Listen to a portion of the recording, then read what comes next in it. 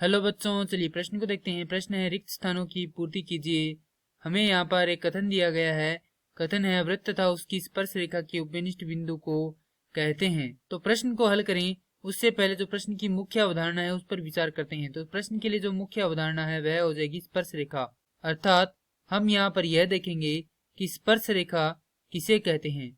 तो वह रेखा जो वृत्त को केवल एक ही बिंदु पर स्पर्श करे या प्रतिच्छेद करे स्पर्श रेखा कहलाती है।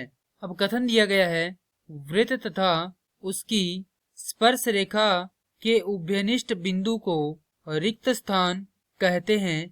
तो हमें यहाँ पर बताना है कि वृत्त तथा स्पर्श रेखा के उभयनिष्ठ बिंदु को क्या कहते हैं। तो उभयनिष्ठ बिंदु कौन सा होता है? देखिए यहाँ पर यह क्या एक वृत्त है और यहाँ पर इस प्रकार से कोई स्पर्श रेखा आ जाती है।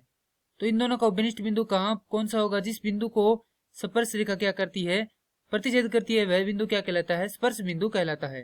तो यहाँ से इस प्रश्न का उत्तर हो जाएगा स्पर्श बिंदु।